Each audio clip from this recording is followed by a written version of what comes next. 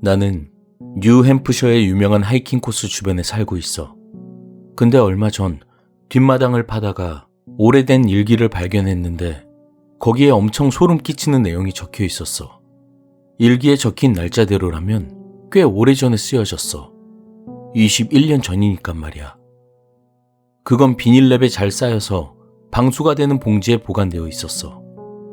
만약 내가 뒷마당에 나무를 심기 위해 땅을 우연히 삽으로 건드리지 않았다면 그걸 발견할 일은 없었겠지. 근데 차라리 그게 나을 것 같다는 생각이 들어. 그걸 보지 않았다면 좋았을 텐데. 그걸 본 후로 그 내용이 계속 머릿속에서 떠나질 않고 있거든. 여기다 일기의 내용을 다 적을 생각은 없어. 그냥 기묘한 부분들을 너희에게 알려주고 싶을 뿐이야. 그렇다고 딱히 빼놓는 부분은 없을 거야. 생략할 부분은 정말 쓸데없는 부분들이니까. 그럼 기묘한 부분들을 들려줄게.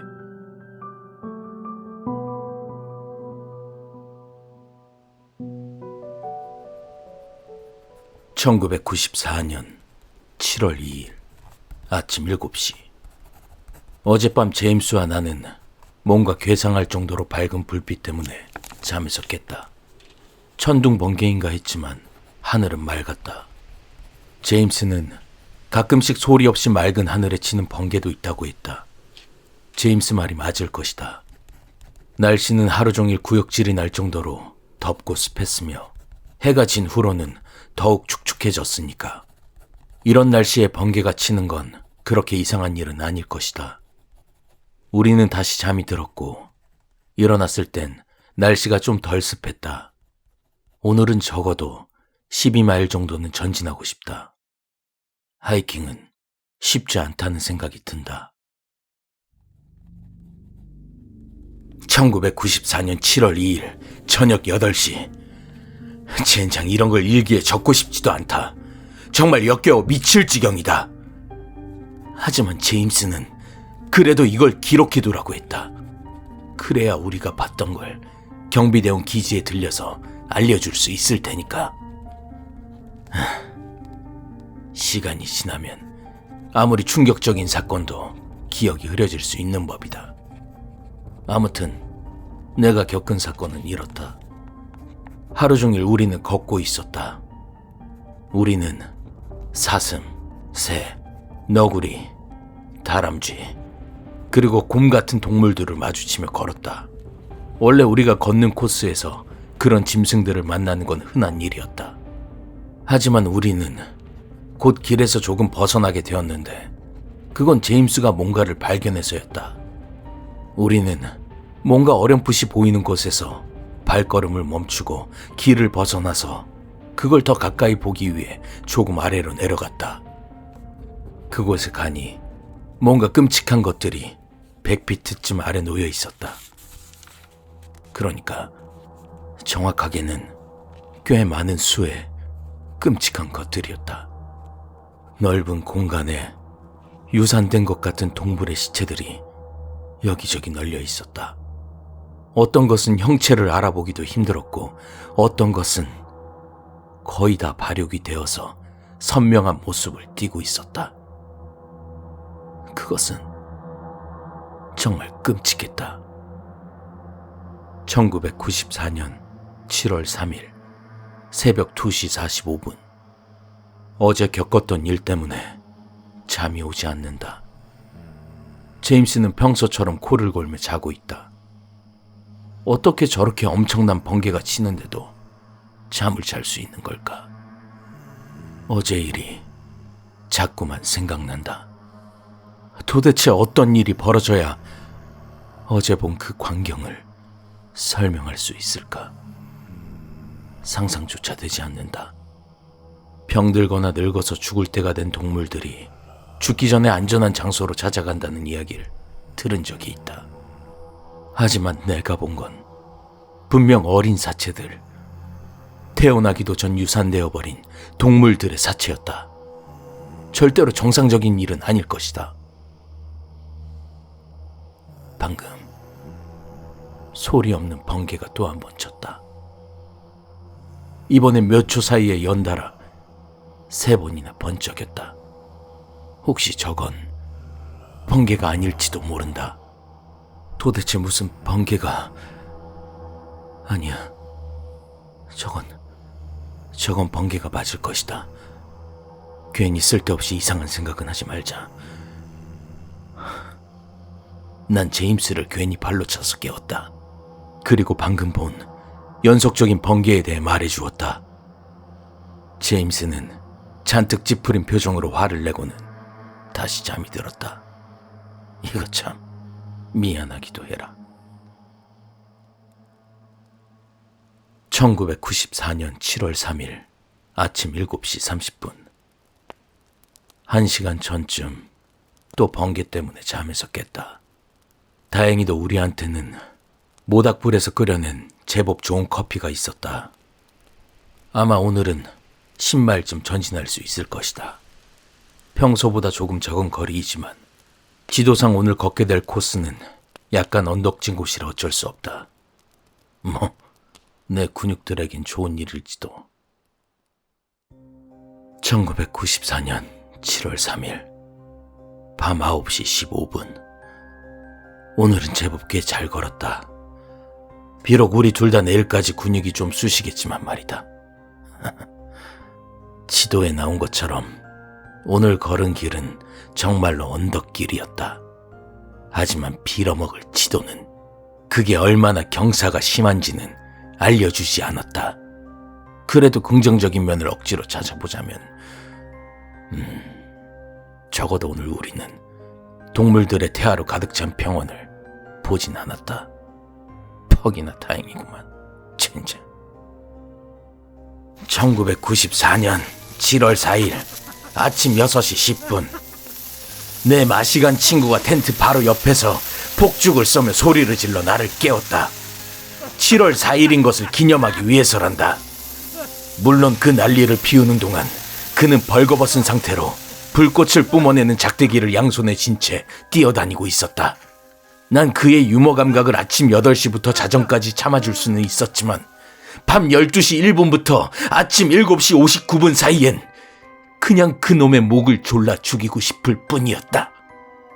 시끄러운 소리에 잠에서 깨서 그의 물건이 덜렁거리는 것을 보는 건 내가 상상한 오늘 아침의 모습이 아니었다. 하지만 인정하겠다. 솔직히 그 시끄러운 소리를 제외하면 꽤 재밌는 일이기도 했다. 오늘은 아마 비가 내릴 것 같다. 구름이 낮게 떠있고 꽤 심상치 않아 보인다. 게다가 바람도 많이 불고 있다. 하지만 우리가 하이킹을 출발하기 전에 샀던 방수 장비는 지난주 폭풍에서도 우리를 말끔히 지켜주었다. 그게 있다면 아마 큰 걱정은 하지 않아도 되겠지. 1994년 7월 4일 저녁 6시 30분. 우리가 걷는 동안 비는 오지 않았다. 제임스가 1시간 전쯤 토끼 한 마리를 잡았다. 그는 이미 가죽을 벗겨서 그걸 모닥불에 구울 준비를 마쳤다. 그리고 나에게 해체 작업을 어떻게 하는지도 알려주었다. 사실 그런 걸 딱히 배우고 싶진 않았지만 우리가 그렇게 직접 사냥한 고기를 먹을 때마다 제임스가 모든 일을 다 하라는 법은 없으니까. 난 묵묵히 그걸 배웠다. 좋아. 이게 바로 동료라는 거지. 1994년 7월 4일 저녁 7시 30분.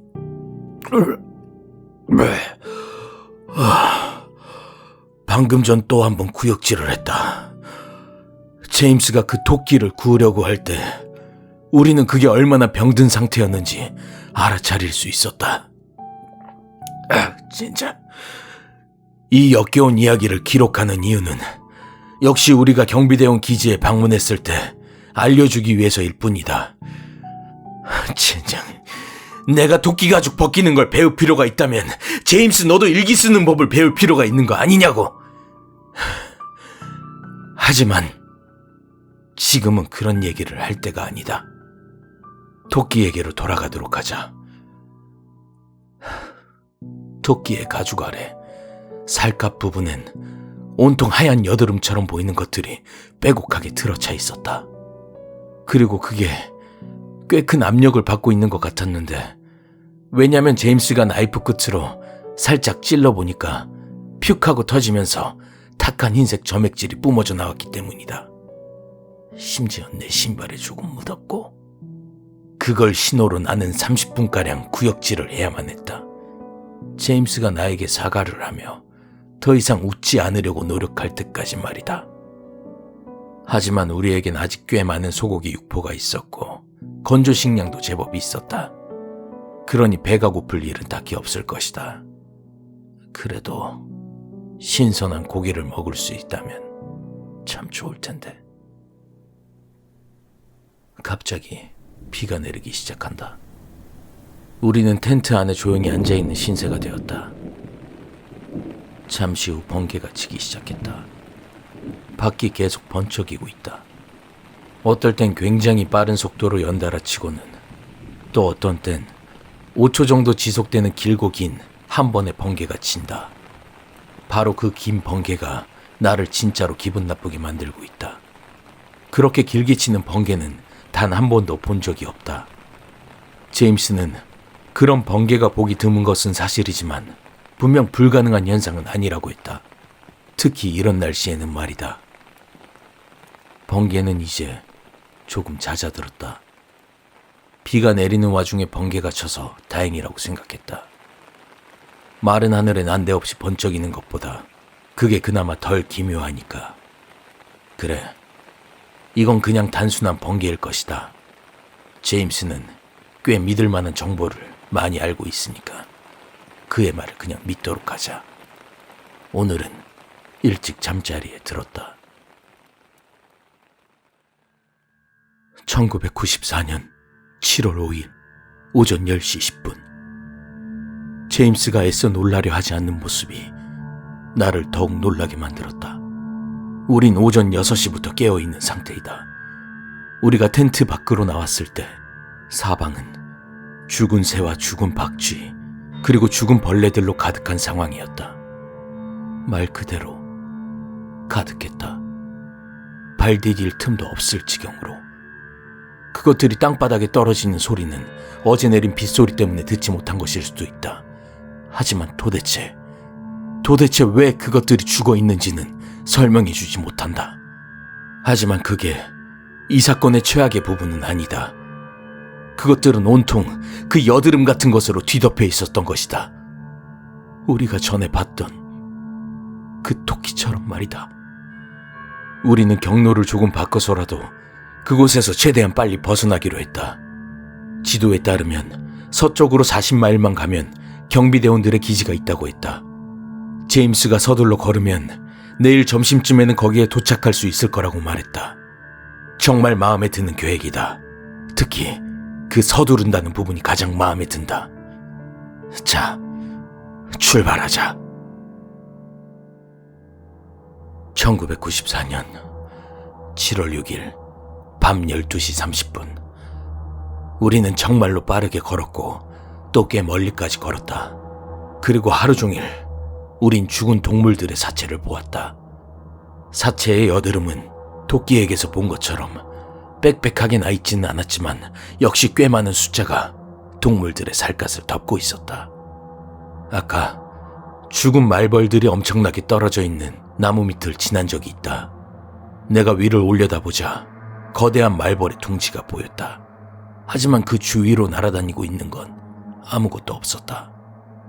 숲속은 정말 조용했다. 새도 없었고 벌레 소리만 조금 들릴 뿐이었다. 하지만 그 소리마저도 굉장히 작게 멀리서 들려올 뿐이었다. 난 벌레 소리가 평소에 얼마나 당연하다는 듯이 들려오고 있는지 모르고 있었다. 그 소리마저 완전히 사라지자 숲은 정말로 고요해졌다. 이런. 방금 전에 우리가 텐트 옆에 모닥불로 밝혀둔 구역에 살아있는 사슴 한 마리가 나타났다. 우리가 하루 종일 본 것 중에 처음으로 살아있는 동물이었다. 사슴은 불빛이 닿는 가장자리에서 우리를 잠시 쳐다보더니 뒤로 돌아섰다. 그리고 그 사슴의 뒤쪽에는 태어나다 말고 반쯤 튀어나와 덜렁거리며 매달려 있는 사슴의 새끼가 보였다. 사슴이 뜀박질을 하며 우리에게서 멀어져 가자 새끼 사슴은 결국 완전히 밀려나와 둔탁한 소리를 내며 바닥에 떨어졌다. 하지만 여전히 어미와 탯줄로 연결된 상태여서 그렇게 바닥에 떨어진 채 몇 비트를 질질 끌려갔다. 정말 모든 것이 미쳐있다. 오늘 밤에 조금이라도 잘 수 있다면 좋을 텐데. 1994년 7월 6일 새벽 2시 15분. 맙소사, 방금 우리가 자는 동안 뭔가 일이 생겼어. 나는 너무 놀라서 도대체 뭘 어떻게 해야 하는지도 모르겠어. 그냥 이렇게 방금 있었던 일을 적어놓을 뿐이야. 방금 다시 한번 번개가 쳤는데 그건 사라지지 않고 계속 머물러 있어. 지금 모든 숲이 밝게 빛나고 있어. 제임스와 난 날씨가 이상해서 그런 거라고 서로 다독이고 있을 뿐이야. 하지만 분명 번개는 1분이 넘게 계속 밝게 빛나고 있어. 젠장, 이제 2분이 넘어가고 있어. 난 제임스에게 제발 밖으로 나가지 말라고 했지만 그는 결국 텐트의 지퍼를 내리고 밖으로 나가버렸어. 난 너무 무서웠고 텐트에 혼자 남아있고 싶지 않았어. 그래서 나는 그를 따라 밖으로 나왔지. 온 하늘이, 그러니까 평범한 번개처럼 일정한 영역이 있는 게 아니라 말 그대로 온 하늘이 하얗게 빛나고 있었어. 마치 정오에 뜬 태양보다도 더 밝은 것 같았지. 그 빛 때문에 눈이 너무 아파서 제대로 뜨기가 힘들었어. 제임스도 눈이 부신 것처럼 보였어. 나는 눈을 찌푸리며 좀 제대로 앞을 보려고 했는데 다시 눈을 떠보니 제임스가 사라져 있었어. 나는 놀라서 주위를 뛰어다니며 제임스를 찾으려고 했어. 하지만 제임스는 보이지 않았지. 내가 다시 텐트 근처로 돌아왔을 때 제임스는 거기 서 있었어. 멍하니 하늘을 쳐다보면서 말이야. 근데 그는 좀 이상해 보였어. 내가 그의 이름을 크게 불러도 그는 대답조차 하지 않았어. 심지어 눈을 깜빡이고 있지도 않았지. 그리고 난 그의 목덜미와 얼굴에 돋아난 종기들을 발견하고 말았어. 하늘은 여전히 너무나 밝았어. 난 제임스를 끌어당기며 그가 정신을 차리게 하려고 노력을 했지. 하지만 내가 그의 셔츠를 잡아당기자 그 아래 있던 종기가 터지며 뭔가가 흘러나와 제임스 셔츠를 적시고 있었어. 난 그걸 차마 자세히 볼 수가 없었어. 도저히 말이야. 그는 여전히 밖에 서 있어. 꼼짝도 안 하고 말이야. 그저 그 무서울 정도로 밝은 하늘을 쳐다보고 있을 뿐이지. 그의 동공은 풀려있고 푸르고 하얀 빛깔로 가득할 뿐이야. 제임스는 뭔가 다른 사람이 된 것 같아. 그의 피부 상태는 점점 심해지고 있어. 난 무서워서 견딜 수가 없어. 지금 이 글을 쓰고 있는 내 손에도 작은 종기들이 돋아나고 있어. 그것들은 점점 내 팔뚝 쪽까지 번져나가고 있지. 방금 그중 하나가 터져서 내 노트에 피를 흩뿌리고 있어. 허벅지 쪽에서도 피가 나는 게 느껴져. 난 일기를 비닐랩으로 싸서 방수가 되는 봉지에 넣고 경비대원들의 기지 쪽으로 달릴 생각이야. 그거 외에는 마땅히 다른 방법이 없는 것 같아. 만약 내가 가는 길에 뭔가 심각한 상황이 발생하면 나는 이걸 나무 밑이나 아니면 최대한 안전한 곳에 보관할 생각이야. 나중에 누구라도 이 일기를 발견할 수 있게. 젠장, 페이지가 너무 젖어서 더 이상 쓸 수가 없어. 내 상태가 더 심각해지기 전에 출발해야 할 것 같아. 제임스가 돌이킬 수 없는 상태가 되기 전에 말이야. 빛은 여전히 너무 밝아. 너무. 그리고 그렇게 일기는 끝났어. 난 그걸 읽고 너무 놀라서 거기 적힌 내용을 질병관리본부 CDC에 보냈어. 왜냐면 난 이 일기에 적힌 두 사람에게 무슨 일이 생겼는지 정확히 알 수 없었거든. 그리고 또 혹시라도 내가 뭔가에 감염되지 않았을까 걱정이 되기도 했지. 일기의 마지막 페이지는 엄청나게 더러웠어. 내가 그걸 만지기 전에 장갑 같은 걸 끼웠다면 좋았을 텐데. 그 페이지는 말라붙은 뭔가로 가득 덮여 있었고 그건 아마 일기에 적혀있던 그 고름 읽기 분명했어. 냄새는 또 어찌나 고약하던지. 난 CDC에 보여주기 위해 노트를 다시 원래 상태로 보관해두고 손을 빡빡 씻었어. 일기에 나오는 숲은 아마 우리 집 근처에 있는 바로 그 숲일 거야. 하지만 거기에 가보는 건 뭔가 내키지 않아. 어쩌면 내가 멍청한 짓을 하고 있는 걸지도 몰라. 어떤 고등학교의 머저리들이 장난이랍시고 만든 가짜일지도 모르니까. 그래, 어쩌면 내가 바쁜 공무원들한테 괜히 쓸데없이 연락을 한 걸지도 모르지. 하지만 지금 난 소름 끼쳐 견딜 수가 없는 상태야. 그 일기의 내용은 분명 믿기 힘들긴 해. 하지만 내가 이렇게 무서워하는 이유는 따로 있어. 분명 예전에 이런 얘기를 들은 적이 있거든. 90년대 중반에 이 근방에서 가축들이 이유 없이 대규모로 사망한 일이 있다고 했어. 어쩌면 바로 이 일기에 적힌 일과 관련이 있을지도 몰라. 아니면 그건 그냥 이것과 상관없는 별개의 사건일 수도 있고. 아니야. 그래. 그건 분명 이것과는 상관없는 사건일 거야. 이 일기는 그냥 질 나쁜 장난에 불과할 테니까 정말로 제발 그랬으면 좋겠다.